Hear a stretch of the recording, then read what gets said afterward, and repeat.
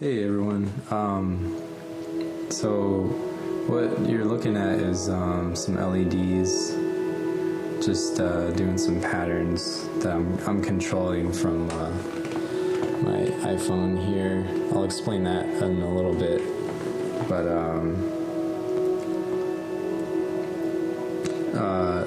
right now these LEDs are called the NeoPixels. They're made by Adafruit, or they sell them on their website, adafruit.com.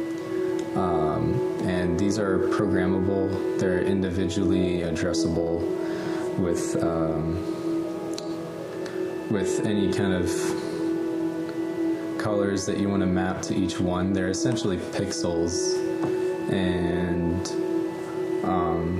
they can just be individually mapped or do certain cool things. Like right now, I'm just making it react to certain frequencies that I'm just sending it via audio over there through Ableton. Excuse the silly camera work here. So yeah, there's just a clip playing over there. You wouldn't want to hear what it is. I mean, it's just some square waves and sine waves. I mean, it's not interesting sounding at all, but for some reason it makes the LEDs actually do cool stuff.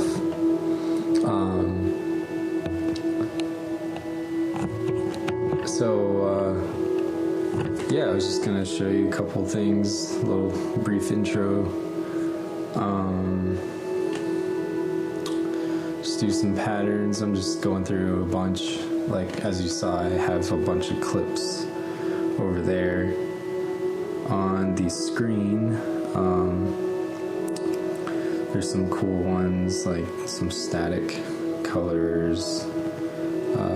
It was hard to mix static colors because it would, at least with the audio, let's see, yeah, it's like, I think because the sound files I made are so big, there's frequencies for like 40 bars at 120, so it's just a huge sound file, so it takes a while for it to load. So if it like turns green for a sec, it'll like, it's trying to buffer the track. So I might have to fix that later. Just make it loop a smaller clip instead of trying to grab a huge clip and then just loop a long clip. Just loop the small clip, because it's just a frequency. So yeah, that's a cool one.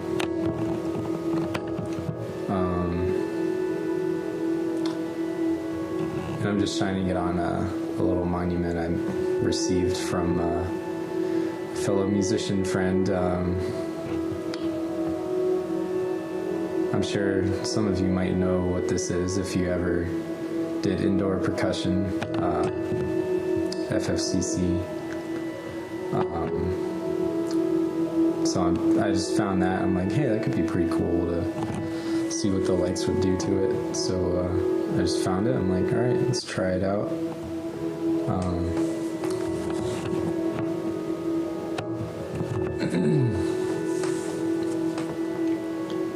And yeah, I'm just going through certain things, see how they look on the camera, because the green doesn't really look green. It looks kind of like yellowish.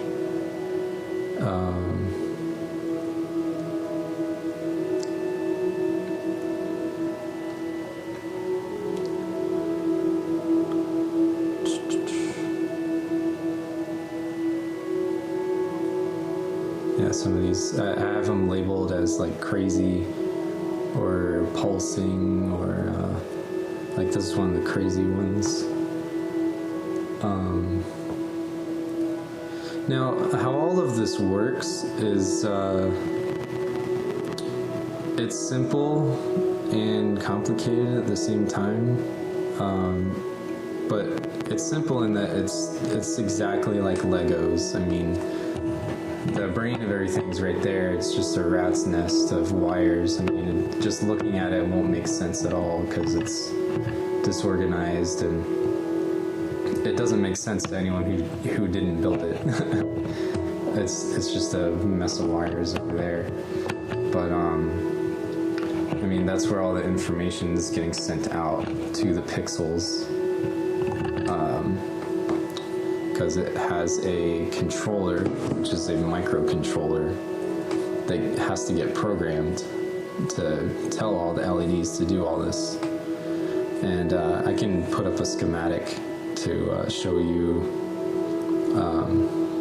Yeah, see, it's buffering right there, to show you how exactly it's all put together.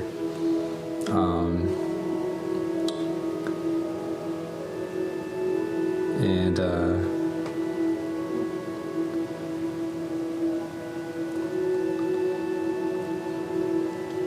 yeah, I'm just going through some pulsing here. Like, if you don't know anything about LEDs, it's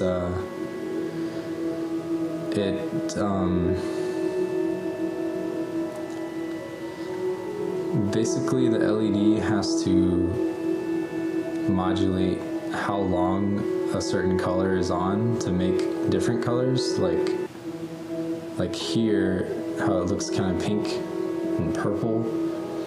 It's basically saying that when the light is dimmer, it's not on all the time. It's actually flashing really fast. So when it's actually dimming like that, or when certain colors are getting brighter or dimmer, it's because the LED driver is sending a pulse, and however long the pulse is how bright the LED is going to be. And it's actually pulsing really, really, really fast, like microseconds, very, very fast. So it's hard to tell the difference whether it's like turning on or off at all, because you can't. The human eye doesn't detect that at all. It just sees it as like one blend, you know, like right now it's blending from blue to pink because it's sending very minute changes to how long the LED, or how fast the LED is going to blink for a certain amount of time. So it has a width, a frame in time that it's going to be on, and then a certain short amount of time it's going to be off. So it'll cycle through how long a certain color is going to be on. So that it gets really nitty-gritty into timing and electrical theory, but I'd be happy to fill you in on that, and there's a lot of other people who have talked about this sort of thing too. So the information's out there if you're ever curious. I'd love to help you out if you ever want to know how something like this is done. It's when all's said and done, it's actually pretty simple. If you've never done any electronics before, I'd say it's a pretty big learning curve.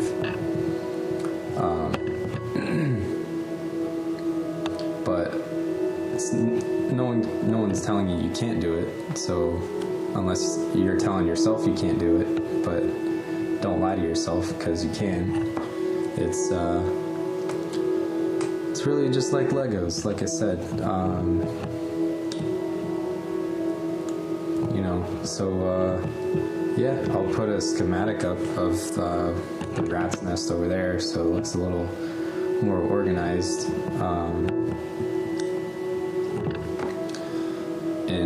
On paper, so you can kind of see how everything's put together.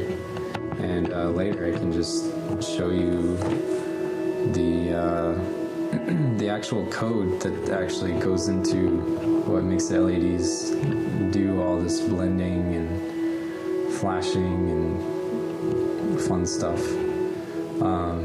So right now it's doing some audio reactive stuff, so this is all dependent on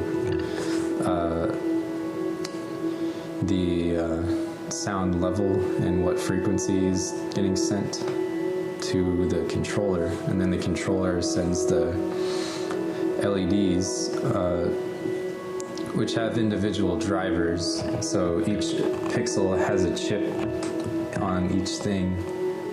So like each one of these has a chip inside of it. You probably can't see it, but it's right underneath where that light is. Oh, just went out of focus, didn't it? And so that chip is actually decoding all the ones and zeros and all the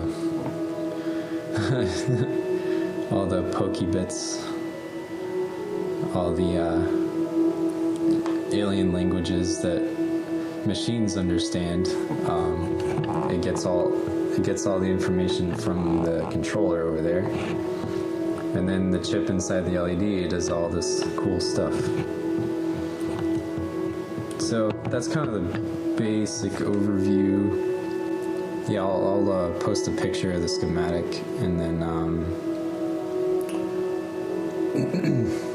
show you the code. I'll do some screen capturing of my screen so you can see what I wrote, and I can show you some of the Ableton session if you really want, or I'll just do it anyway. Just so you guys can see how I've figured out how to do this sort of thing. Yeah, but right now it's just doing all the audio reactive stuff. I can go really quick to the code that I used for a show I recently helped out set up with. It, like each of these LEDs were inside like these little clouds. Well, we call them clouds, but they're really like some styrofoam blocks with foam attached to it. And then the LEDs were sitting on the blocks and the foam on top of the LEDs, so it looked like a cloud was lighting up.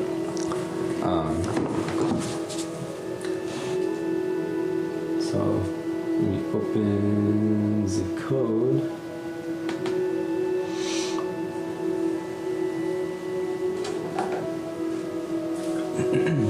All right. Open.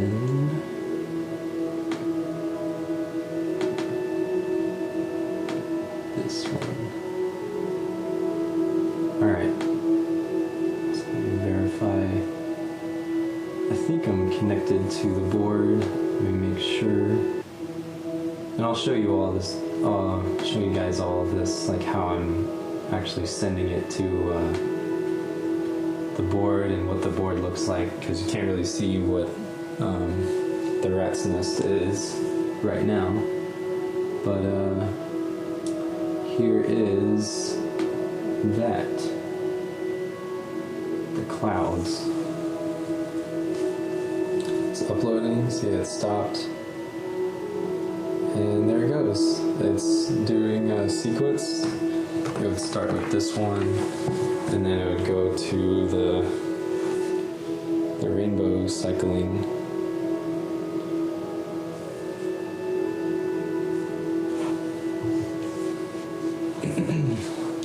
So like imagine like this thing had the foam on top of it, and it was just a cloud, you know. But yeah, I don't have any styrofoam with me right now, or I mean any stuffing, like pillow stuffing at hand. But yeah, it would do this sequence one after the other, like this kind of sunset fade, and then the rainbow kind of fading the color hue. And then one thing I did add was like being able to interrupt the sequence, make it lightning. So that could be a button push, or because right now I'm just using an encoder and then just turning it, using that signal of turning it to do the interrupting. It could be a button or anything that has a changes signal. But yeah, basically you push the button, and sometimes it gets stuck. It didn't get stuck at the show. I was surprised because people were spamming the heck out of the button, and it was working. But on this encoder, it's kind of tricky because it's actually sending two signals each time I turn it. So I have to be careful that it doesn't get stuck.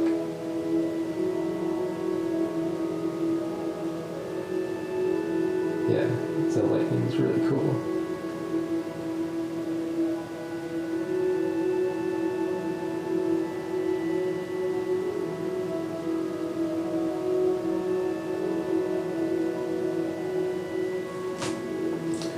But yeah, so I think that'll conclude this video. And I'll be adding more stuff to this. I'm just making this as a note to myself. Schematic, the Arduino code, and the